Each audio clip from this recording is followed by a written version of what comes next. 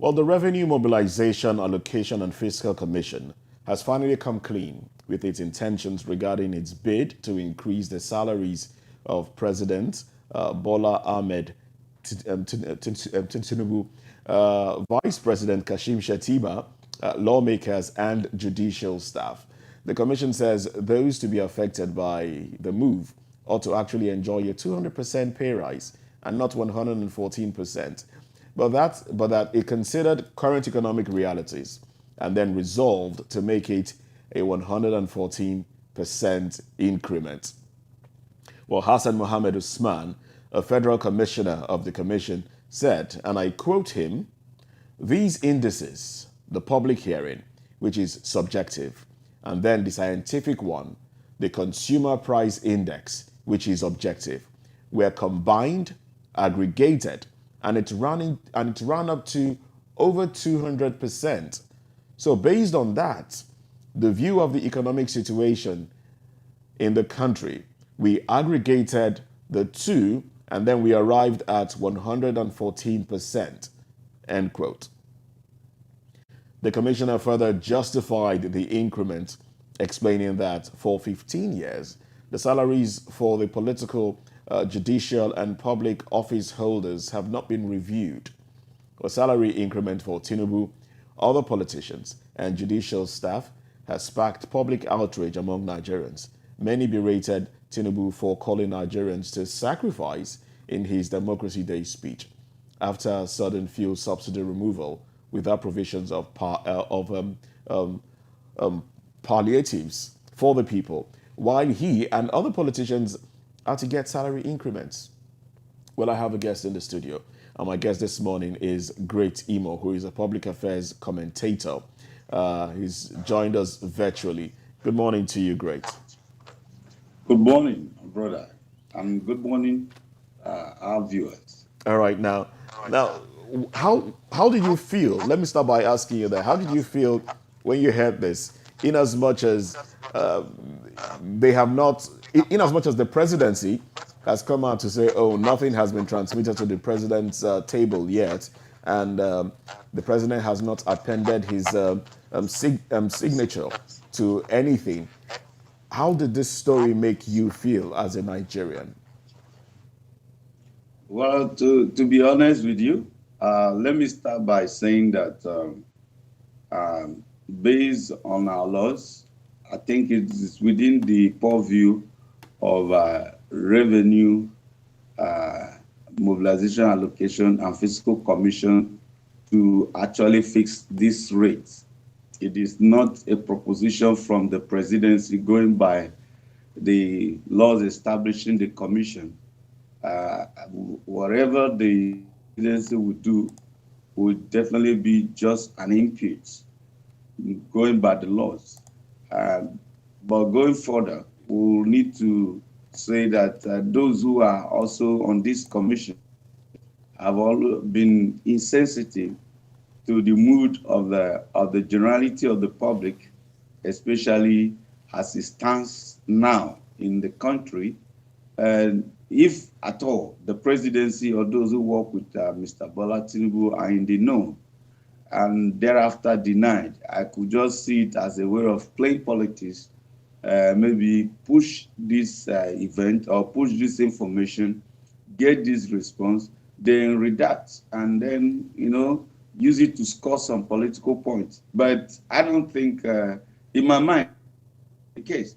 However, the idea of lumping the salary increment and for the political class and the judicial workers is disingenuous.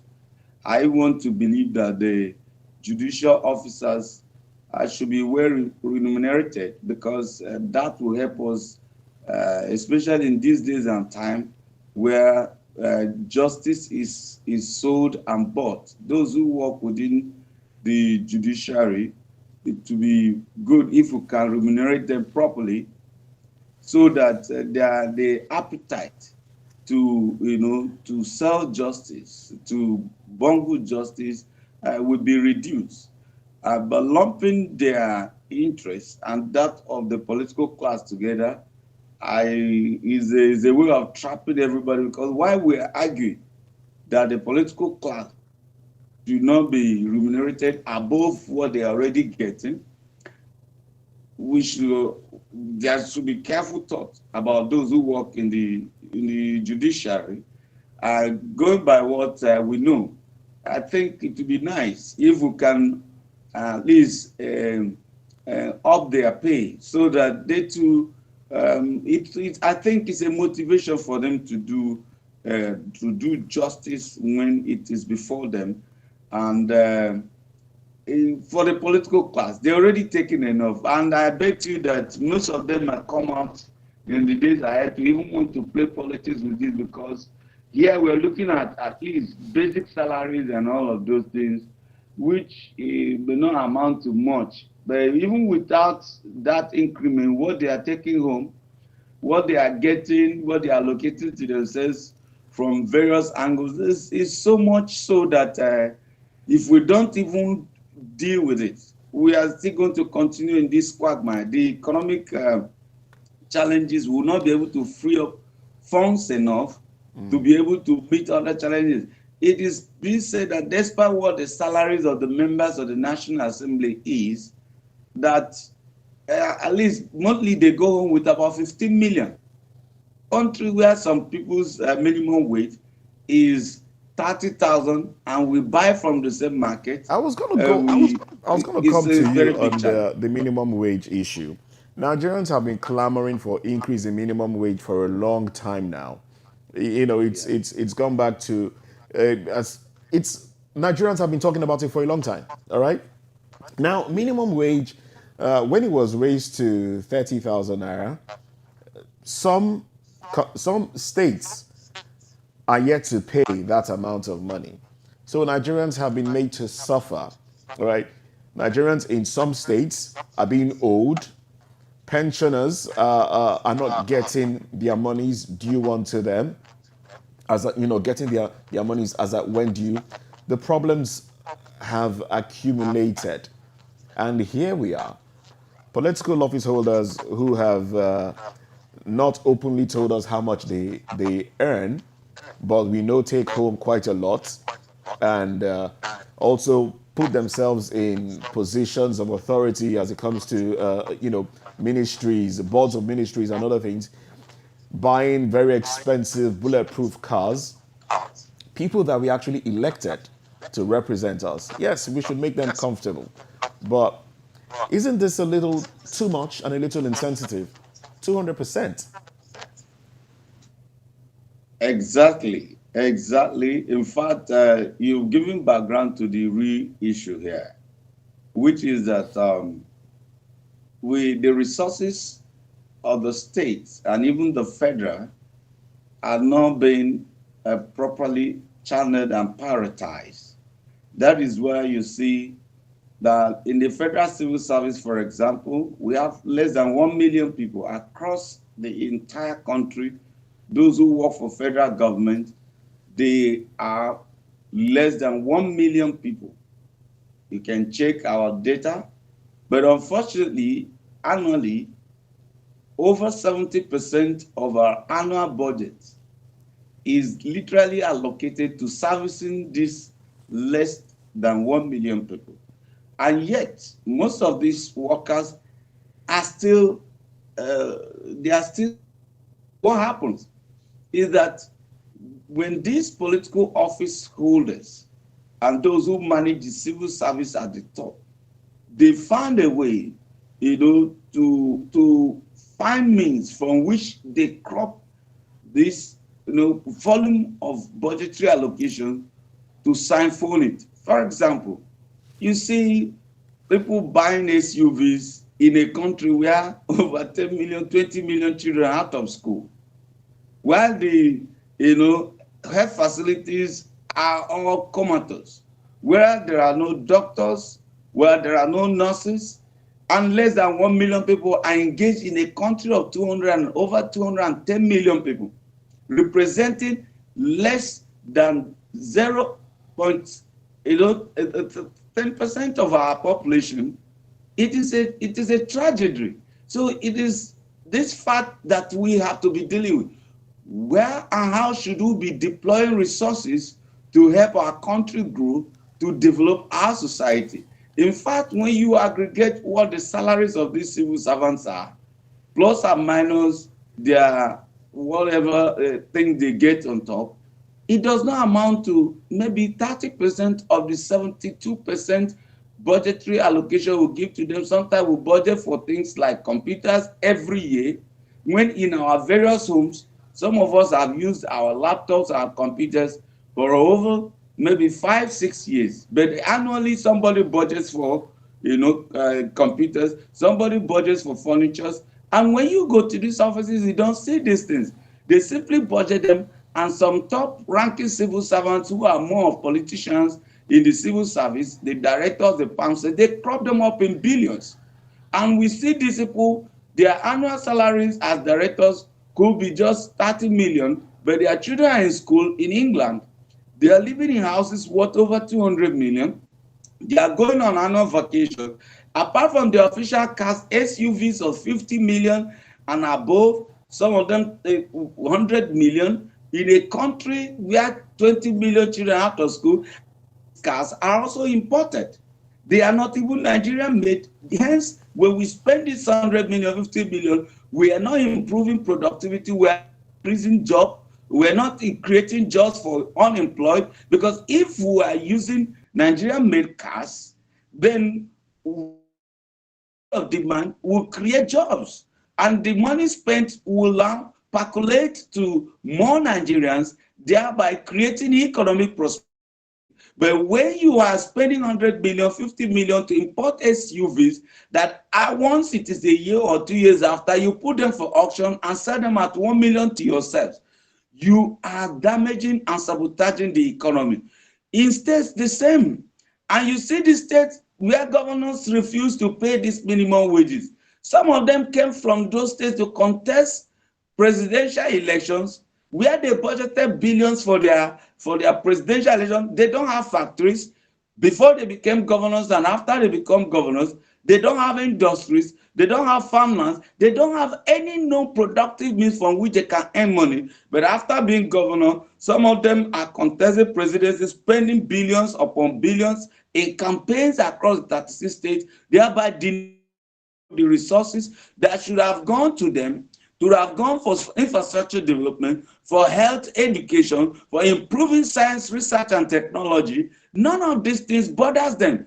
That tells you that the challenge here is not actually that of resources.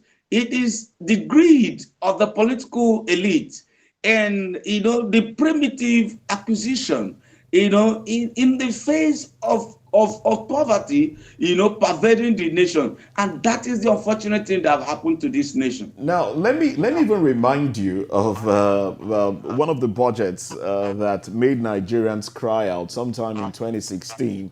It was a budget for 2017, where the presidency were budgeting about 100 million to get kitchen utensils.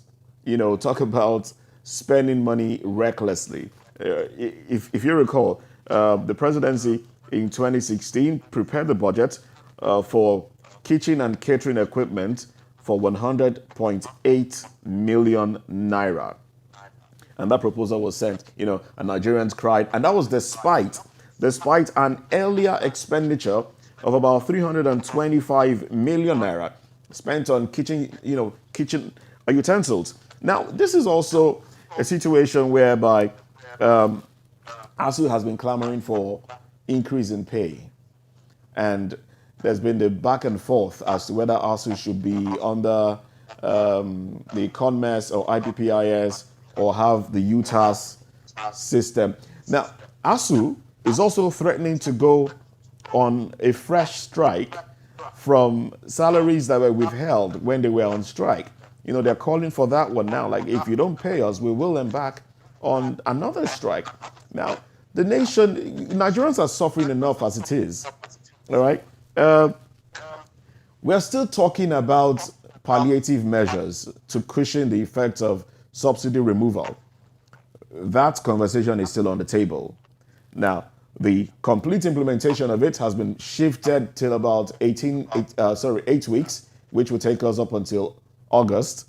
And you also recall that the president said, asked Nigerians to make sacrifices because of the removal of subsidy. Now,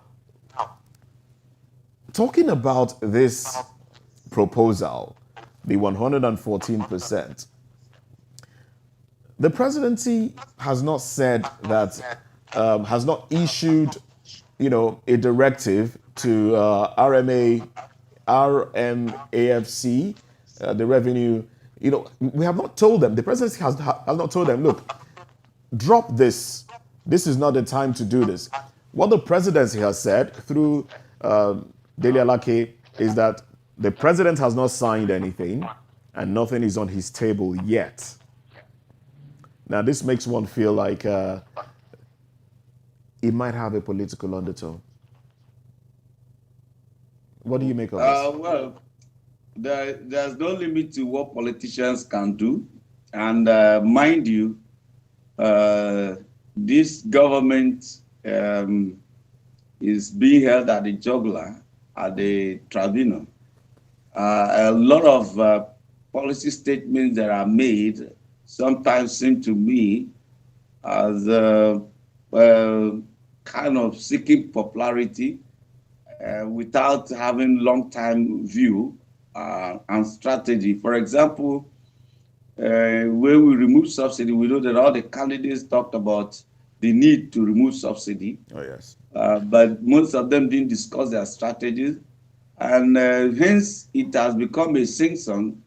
It is possible that this government found out, okay, let's just say it the way others said it as a policy statement. But since after removing the subsidy, we know what inflation is today. The question is, did they think through? For example, I would have thought that before removing subsidy, the policy direction that would have led to, ameliorating this and even getting to the crux of this subsidy issue would have been to demand for the probe of NNPC in the last 24 years. Once you delve into proper probe of subsidy and the NNPC, the Management of National Petroleum Corporation, NNPC, you would have discovered a lot of stolen wealth. A lot of stolen wealth. Number two, you are removing subsidy when literally there are no in-country capacity to support it. For example, we have over 11 licenses for modular refineries. Some of them are nearing completion. Some of them have, I'm told, are ready for production, but there are no crude allocation. There is no crude allocation. Those are the lines of items which we would have sorted out. Now also we have rushed to go and commission Dangote, even when we know it is not actually ready for production. And then you turn around and give him license to start importing again. So there is a whole lot of mismatch, greed of the elite, which in all of these things is about the self-ego, self-aggrandizement, and enrichment. If you think detailedly about how this economy is run, it is run as the elite thing. Because if you want to take details of how resources are deployed, you will know that we're not deploying resources to improve productivity, to enlarge inclusion in the economy, whereby you deploy resources across board to improve productivity of the citizens and get them involved in getting part of the resources to enlarge their capacity to contribute to ultimate national gross domestic product. We are not doing this. We are only running a rental economy where the struggle for power is the struggle for capture of state resources and how they use it. Look at the revenue and mobilization allocation. They talked about doing what they call they wait for constituency whatever hearings. I've been in some of those hearings. What you notice when you go to those places, and you see that when they say they are coming, the general public don't even get to know. There is no structure for mobilizing the ordinary citizens within the constituency. They end up handing over to the politician who is there, who calls his political associates to a hall to be the representation for the For the people. constituency, and whatever that they will be saying is exactly what the member of the National Assembly or the governor wants, because they are his immediate political followers and who are the only ones who have access to some of these hearings. So when you look at all these things, you find out that there has not been critical effort in proliferate mobilization towards building of the nation. So governance is seen as a state capture for individual benefit, and it is being used at their whims and caprices without recourse to how it reflects on the generality of the public and the growth of the nation. Hence, I would say that a lot of politics goes on in Nigeria than governance. And the little we see in governance is also geared towards political benefit. All right. If we are serious about running this country, sometimes it's not even how much people are paid. The question to ask, the instrument for judging progress is what is our purchasing power parity? Because even if we're earning 1 million apiece and only a few number of people are getting it, it does not reflect on our population. That's number one. Number two, even if you're earning this 1 million and you cannot afford you butter and bread, it is still worthless. We should build towards making our economy strong, and the strategy to do it is to see more people get involved in the economy. The resources are shared in a way and manner to improve productivity and engender economic growth. Without improving productivity, we keep running a rental economy, we sell oil, and then we will share whatever that is left, leaving the critical sectors that are supposed to be invested in for economic sustainability. It is quite unfortunate, and I don't think this is a rocket science. What Quite someone once unfortunately. said, you don't need to reinvent the wheel. You just need to be pragmatic, borrow from the ideas of those who have been able to pull their citizens out of poverty, like China. In 20 years, pulled 800 million people out of poverty. They didn't have much of mineral resource like Nigeria and others. What they had was creativity of leadership. So that is the shame here. That is the All right, shame. That's great. something to be worried Let about. me take you back to something you said earlier, when we're talking about giving judges an increase in pay, as a way of deterring kickbacks and bribery. Do you really think that an increase in pay or remuneration will curtail kickbacks, both to the judges and the political office holders? Do you think it will curtail kickbacks and bribery? Well, I don't think it is a fix it all solution, because sometimes when you consider that those who are already earning heavily, especially the political class, that despite what they are getting, you see that these National Assembly members, for example, who go home with over 15 million per month, you still see them going to the ministries to demand that the contract inflations that will benefit them when they are being executed. So actually what we're dealing with is a moral decadence, especially amongst the political elite. We have, All right. they have Unbridled greed. unbridled greed All right. On that that has, note, great.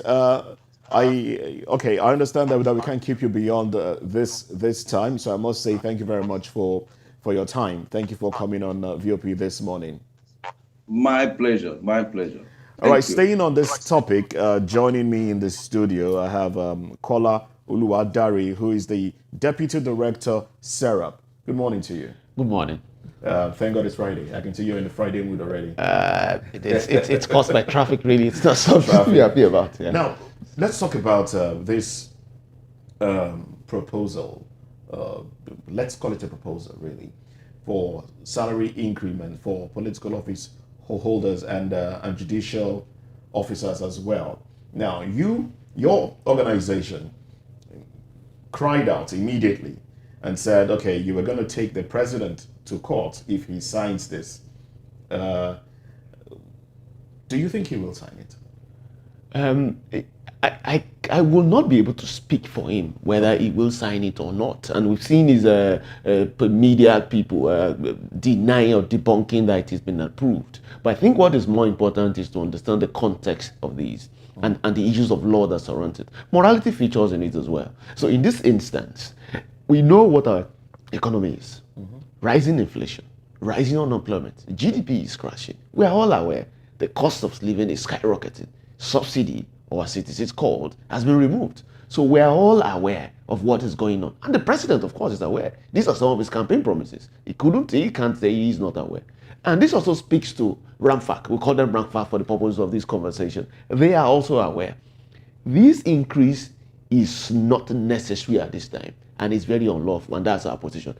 That is without prejudice to the increase in salaries of judicial officers, which Serap has been advocating for. In fact, we have a case in court pending where we've gone to court to compel the president, that was under the Buhari administration, to increase the pay of judicial officers who, as we found out, their pay has not been increased since 2007.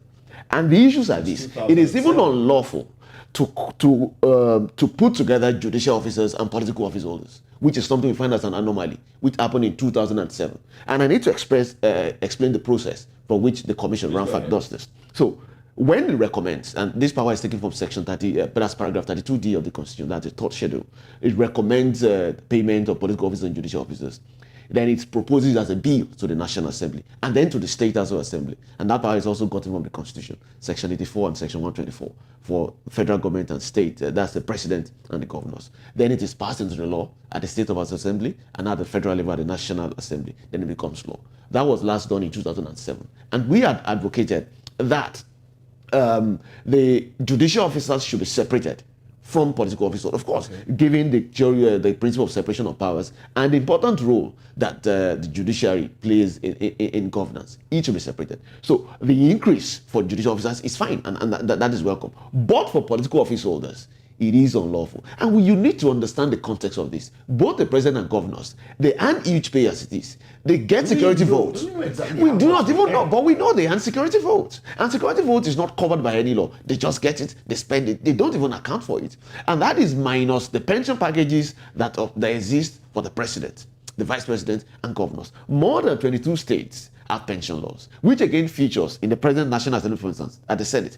We have 14 governors, ex-governors, who are now senators, and they are all earning pension, still earning pension in their states, and now they are earning at the Senate. So the increment for political office holders is uncalled for. It is unlawful, and it's not what should happen. As to RAMFAC is quick to say, and we've seen the spokesperson speak for RAMFAC, is quick to say that they are doing what the law says they should do, but that is not the truth. The same section 6, section 1C of the RAMFAC Act gives them a role that they should advise the president, that is the federal government, the state government, and the local government on fiscal efficiency. And that means that what we earn and what is spent is part of fiscal efficiency.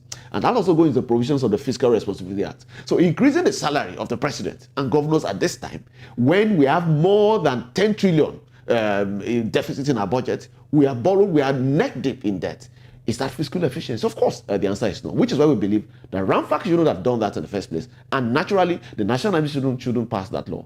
And most definitely, the president should not sign. All right, the president should not sign, but then RAMFAC is saying, it's not even 114% that they deserve. RAMFAC is saying they actually deserve 200% because of things that they listed, the survey that they did.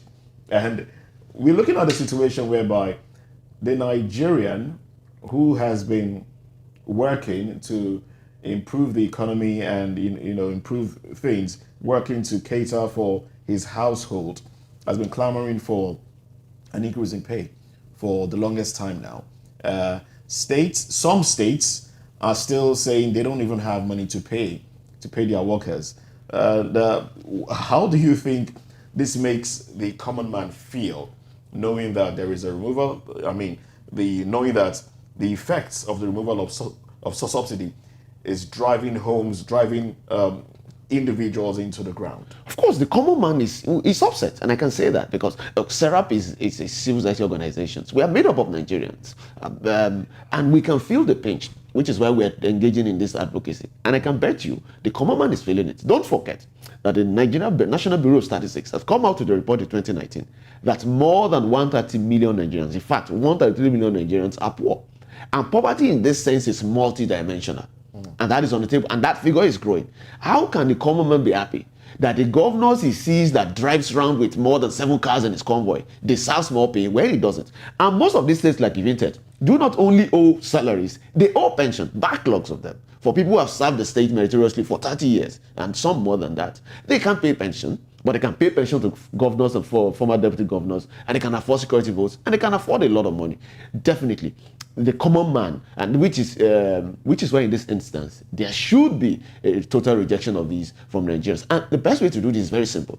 The members of the National Assembly and the members of the State of Assembly, they are going to review this proposal, call it a recommendation by RAMFAC, to pass it into law. And so their constituents must rise up to demand of their various representatives that this bill must not pass. It shouldn't scale through as a law. And definitely, also the president, because Nigeria is one constituency as far as the presidency is concerned. And that's why we're saying the president should not sign this. This is not consistent with his oath of office. What if he does? Of course, we'll go to court. Okay. And that's why we said it's not a go threat. to court. Now, how many court cases do you have already pending? And why do you think you will actually win this one in court?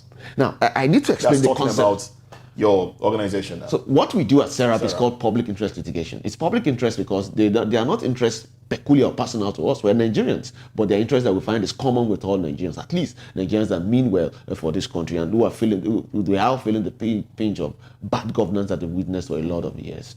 Section 6 of the Constitution creates the judiciary, and it clearly gives the judiciary a function in all democracies over the world to prevent anarchy, that the judiciary will determine the rights and obligations of both the government and the people, even between arms of government, which is why you find sometimes state governors go to court against the president.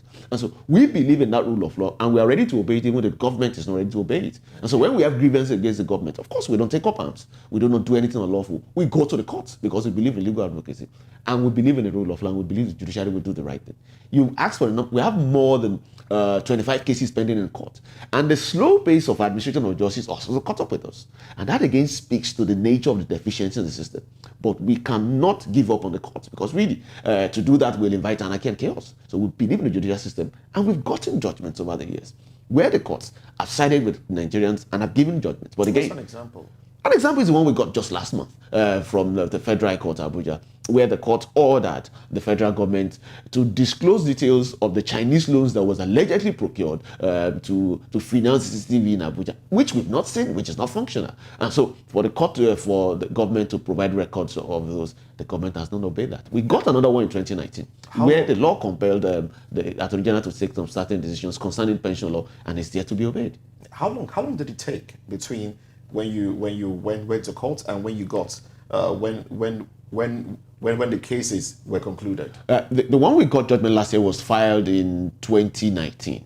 So we're talking of more than 3 years, more than 3 years, almost 4 years. And so you can understand the issues. And this again goes to the structure of the Nigerian state. And so we shouldn't be surprised at where we are, which is why we need to continue in this advocacy. We believe in the judiciary, but also the corruption. And when I mean the corruption, the inefficient in the system affects the judiciary also. It means that it is not as efficient as it should be. We need more judges, we need better welfare, and we need the logistics and infrastructure to support speedy justice.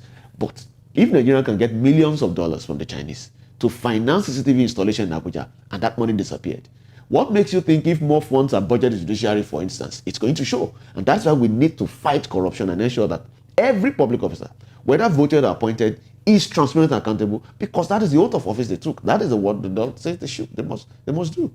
All right. There are also insinuations in some.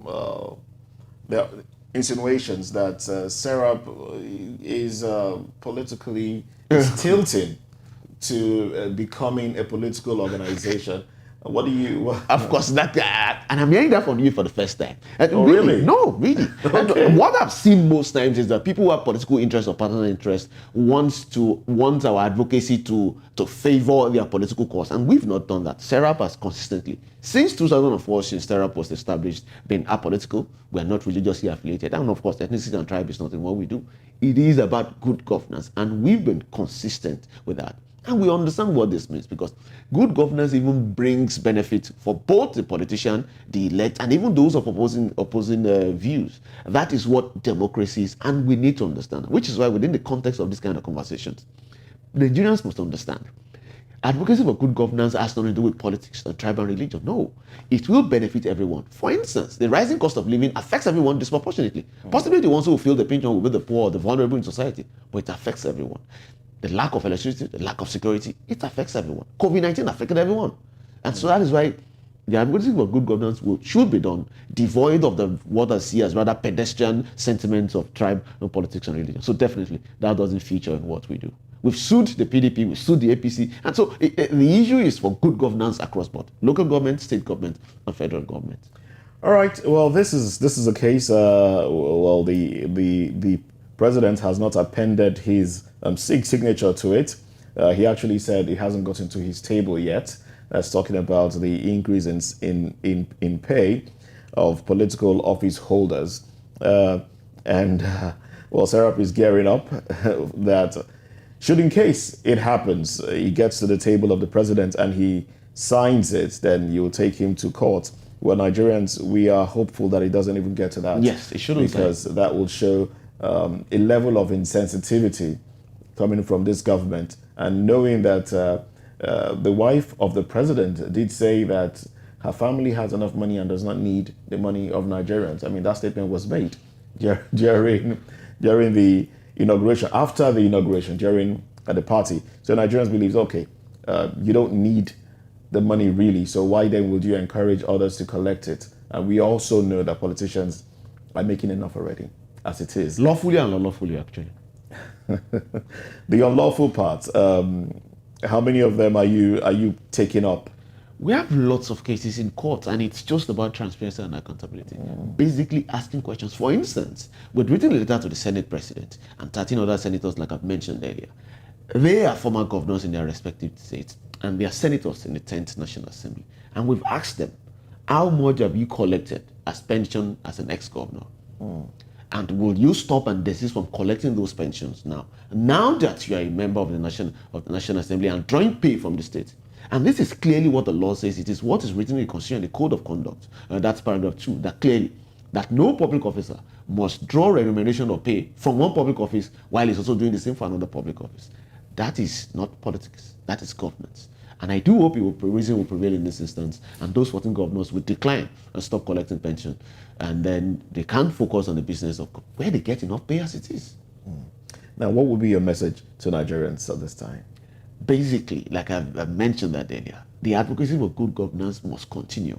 It must be louder, but it must be done with that clear view that good governance is devoid of politics, of religion and tribe. Those aspects are aspects of our social life, and they're good. Politics is good, religion and tribe is good. But we should separate advocacy for good governance from those three issues, which I think are rather pedestrian when you consider the benefits of good governance. So we need to support good advocacy, and we need to consistently do so.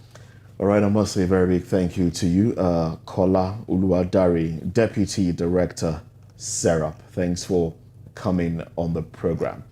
All right, that's it. That's it for the first part of the show.